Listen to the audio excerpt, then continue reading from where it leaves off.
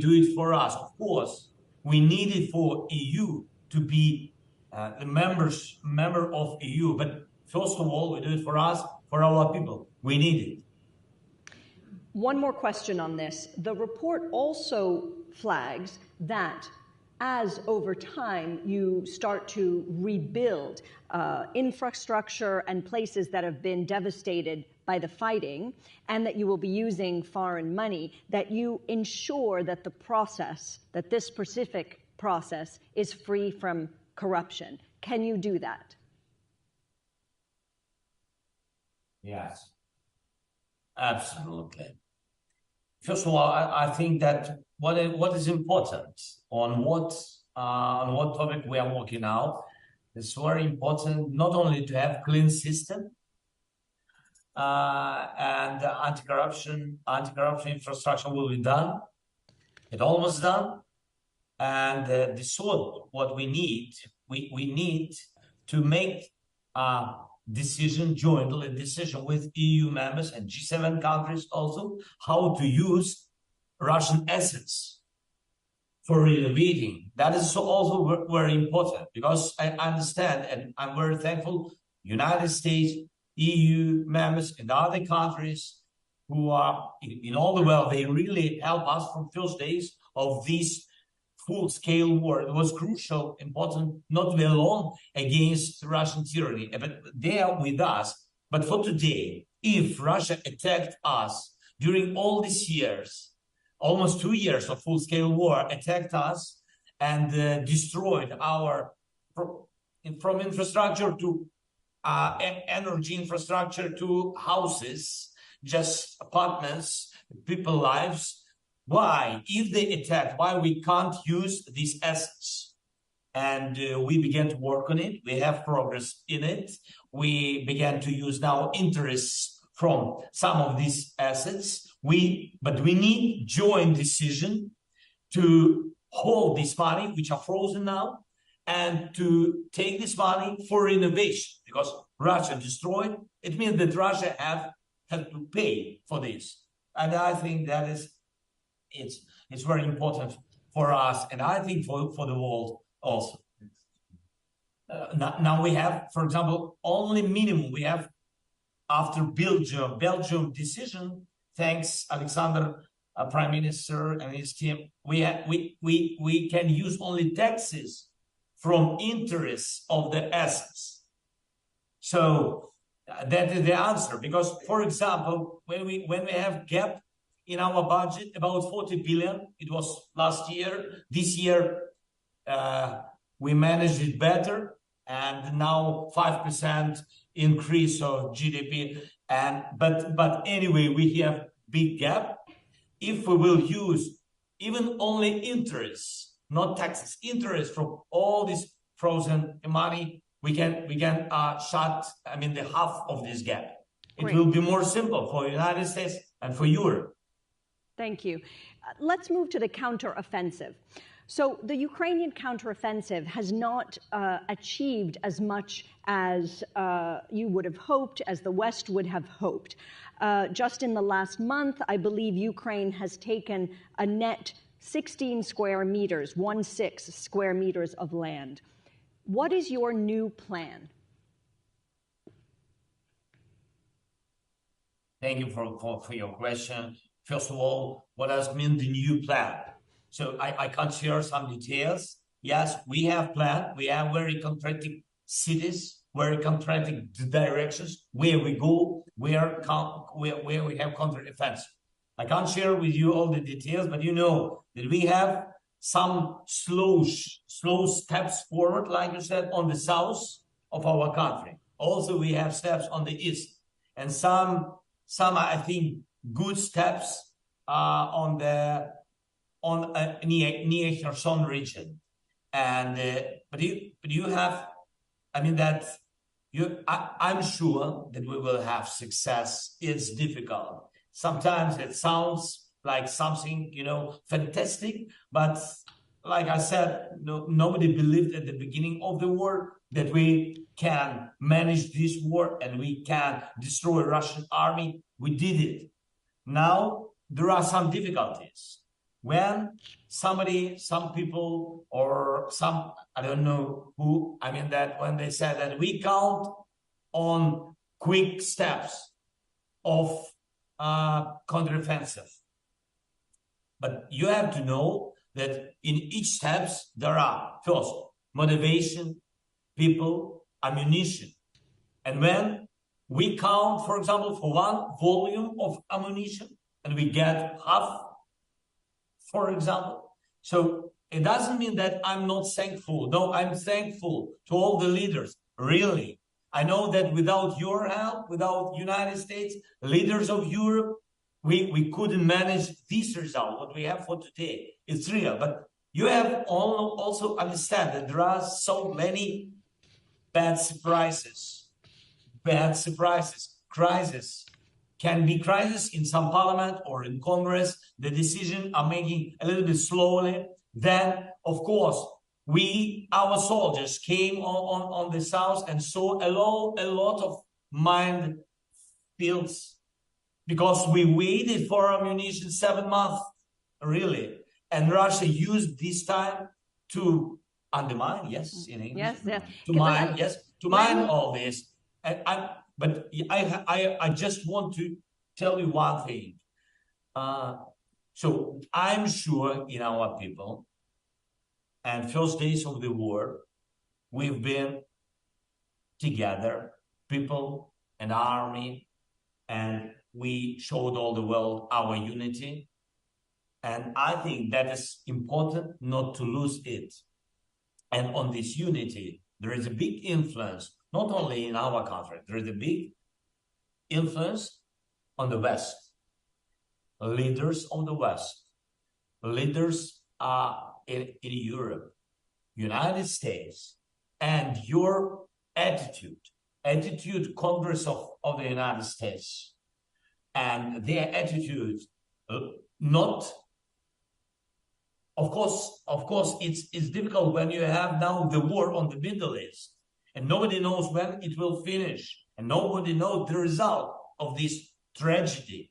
But you have to know, if everybody been focused on Ukraine previous year, now you see the dividing focus. Yes, so a lot of challenges, and that's why there are some slow process. Yes. I'm going to come back to allies in just a moment, but I did want to press you just one more time on the situation on the ground and the counteroffensive. How much land do you think that you can claim back over the next year? Next year, we didn't. First of all, we didn't finish this year. You have to know that okay. We are trying. This year. This year. This year. Let's. I don't know how many kilometers will be, square kilometers. I don't know. Sometimes it can be like it was previous year with Kherson. 2 months we couldn't. It was tough period on Kherson, very tough. We couldn't, deoccupy dozens of kilometers, and then we broken this defending line of Russia, and they began to run away. And we deoccupied the Kherson region, including one of the biggest cities, Kherson, one of the biggest occupied cities in region. So that is the answer. So we'll see. We'll try to show the result this year, and for us it's very important because we lose people each day. It's not because of some movie, some show. I mean that we don't need to surprise everybody in the world. Yes, we need for ourselves try not to lose each day, because each day we are losing people. Less than Russians. That's good news. But less people, but people, it's very bad news. Of course. So and next year we have plan. Yes, for the next year, very concrete plan, and but I will not share. I'm so sorry. That's a pity. I can't do it. I can't do it. That's a pity. Okay, let's move to your allies. You said yourself, you know, the U.S. and other countries are now being asked to fund 2 wars, not one. And as you said, there is some resistance, particularly in the U.S., in Congress, particularly among Republicans, about spending more on Ukraine, and that the war is distracting some of your allies. So what is your new narrative, and what is your new ask as attention has shifted to Gaza? First of all, I don't want to compare these two situations. We understand that this is big tragedy on the Middle East. Of course, human losses. Of course, it's big tragedy, but you can't compare it with a full-scale war.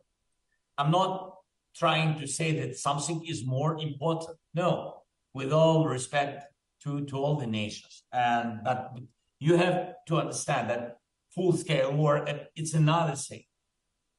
It's another thing. It's about, for today, millions. It's about millions of people which are not living here, which are abroad. It's about 7, 8 million people. So it's another way. And if Ukraine will be broken by Russia, you will see millions of victims and dozens of millions of immigration. Yeah. So that's other things, and the war will go to other NATO countries after Ukraine. It's a fact. We have all documents from intelligence, and we always share in these documents with our partners, and they understand that risk is so high of this full-scale war, and the crisis on the Middle East, it's a part of the global idea of Russia, and now Russia with Iran, and that's a fact. And I understand that there are political challenges in Congress because of election period, because of many details, and I understand, but we can't compare it. What I wanted to share with you. Of course. Let me ask you, you mentioned, we're talking about the U.S., we're in the U.S. Here, those of us gathered in this conference are in the U.S. now. How worried are you about a possible Trump presidency? That is the decision of American people, who will be the American president. So it's really not my decision. It's good or bad, I don't know, but it's a fact. I hope that American people, that the president will always look to the attitude of people, of society. If American society supporting Ukraine, if we share the same values, if we share the same, the